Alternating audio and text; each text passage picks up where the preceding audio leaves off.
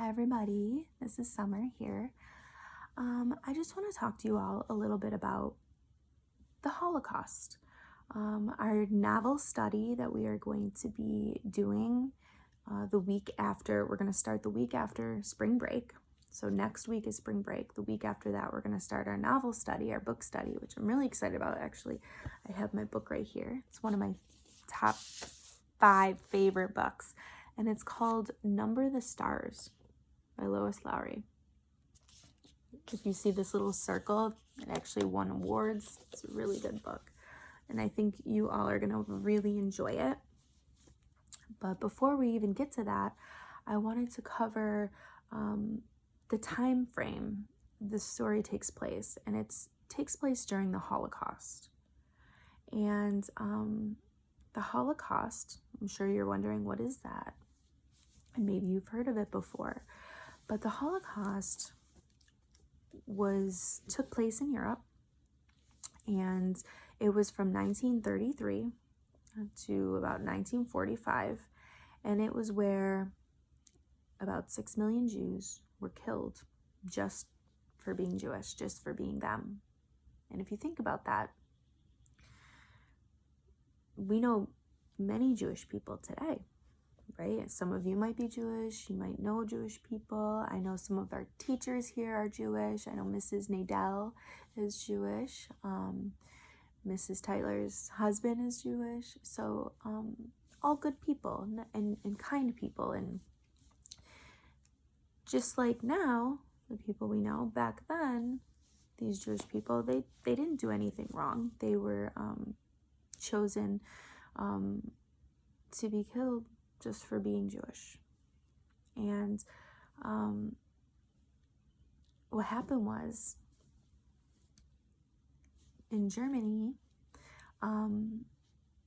many people were suffering after World War I. They had trouble finding jobs. They had trouble, getting food to feed their families. So they brought in this leader named Adolf Hitler. And Adolf Hitler was a great speaker. He was very convincing. And he convinced all the people that the problems in the country are because of the Jewish people. Jewish people were taking all the jobs and taking all the food, and they needed to be rid of all Jewish people. And so he actually made that happen. Now, at first, Jewish people, no one would go to their businesses. If they owned stores or anything, people stopped going to their stores, so they had to shut down. Eventually, they just weren't allowed to have their own businesses or jobs. Jewish children weren't allowed to go to school after a while. They weren't really even allowed to play outside. Slowly, they started seeing signs where it would say, "No Jewish people allowed." And everyone knew who was Jewish because the Jewish people had to, it was a law, they had to wear a yellow star sewn onto their clothing. And that's how people knew they were Jewish. So whenever they were around other people that weren't Jewish and they saw their stars, people would call them names and be really cruel to them. Well, from there, Nazis are, they worked for Adolf Hitler, and they were like soldiers. And anything Adolf Hitler said, they went and did. And eventually he said, "I want all of the Jewish people out of their homes, and I want them all living in these Jewish ghettos." What is a ghetto? It was a cramped, small place where multiple families had to live in one home. You'd have like 10 families in one home. And there was barely any food. There was diseases. It was dirty. It was horrible living conditions. It was nothing like they were used to when they were living in their homes. They didn't have their personal possessions. They didn't really have anything except for each other. In fact, a lot of people, Jewish people, died in the ghettos because of the disease and not having enough food. A lot of people died in the ghettos there. From there, Hitler said, well, now that we have them all in these ghettos, I want to start moving them to concentration camps. And concentration camps were these big places that were fenced in with sharp barbed wire. And they had little hut room things with wooden beds, and it was cramped, and they had to sleep, many people, in one little like home, and they were forced to work morning to night. So Adolf Hitler says, I want everyone in a concentration camp. And so families were forced on these trains, and they were crammed into these trains. And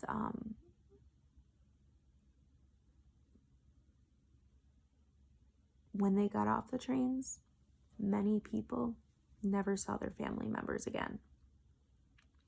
Men had to go to one side. Women and children had to go to another side. They had to form lines. And the Nazis would say, you can live, you have to die. You can live, you can go to die. And they chose who's going to live and who's going to die right off the trains. Once they had all the people that were going to live, they put them in all different kinds of concentration camps. There was many of them. You might have heard of Auschwitz, which was the largest concentration camp. I think it held about like 1 million Jewish people in it. So, I mean, you had children, women, men, never, if they did survive and they were allowed to live in a camp, they didn't have their family with them. They were alone now. The concentration camps were horrible. Horrible. They were ridiculed constantly by the Nazis. They were beaten, abused, forced to work, starved. They had to wear striped like clothing, kind of like almost like pajamas. They were forced to shave their heads, and they were not treated like human beings. Eventually, other countries, including the US, got involved, and they beat the Nazis and Hitler, and whoever was left living in the camps were freed. But unfortunately, 6 million Jewish people, about 6 million Jewish people, were killed during that time and did not get the chance to be freed. A lot of the people that were freed moved away. They came to the United States, or they went to Israel, they went to different places, and usually they were alone. I mean, they didn't have family to find. They would realize that most of their family was killed, if not all of them, and it was, to this day, the saddest, most tragic event in history. So, with that being said,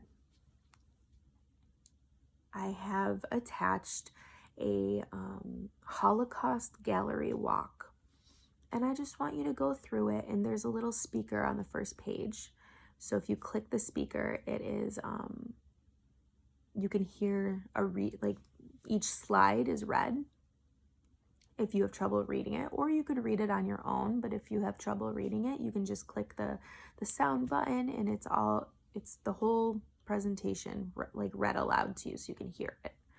but it gives you pictures of what Adolf Hitler looked like, so you can get an idea of what that man looked like. There's pictures of some of the Jewish people getting off of the trains. You'll see pictures of people and what like the yellow stars looked like on their clothing. Even the concentration camps, there's pictures that you'll see from the concentration camps. So I really want you to take your time and go through the gallery walk and try to get a visual of exactly what this situation was. I mean, it was awful. It was horrible.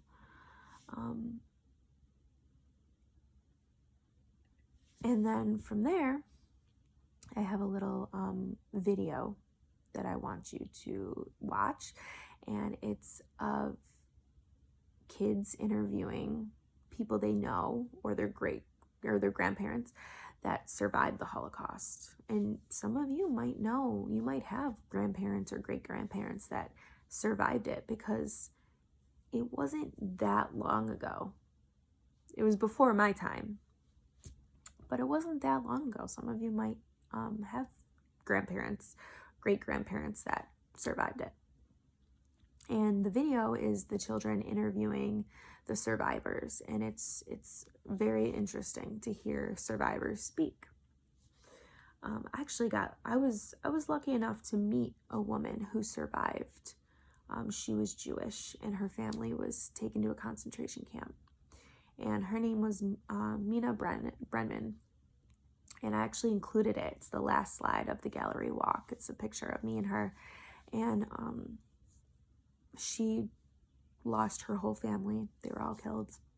She survived 3 different concentration camps. She was moved to 3 different camps, and she ended in Auschwitz, which was the biggest camp, which was known for, like, when you go to Auschwitz, you definitely most likely will not survive. I got the opportunity to hear her tell me all about what life was like. And one thing you should know is that when Jewish people were chosen to live in the camps, they were tattooed on their arm with a number, and they were only allowed to be referred to by their number. And in the slide I shared with you, I actually share what the tattoo on the arms look like. It's interesting. And they didn't have a choice. And then they had to go by this number. So this is all having to do with the Holocaust. This week, that's all we're going to focus on. And then after that, I have an activity where it's like a web quest. I have a link to a website, and you're going to read it and then answer the questions on the slides. Now, when you read it, if you have trouble reading it, scroll all the way to the bottom, and there's a little sound box. You click it and it'll read it to you. So it can be read aloud, or you can, if you choose to read it on your own, you can do that as well. But after this week, you all will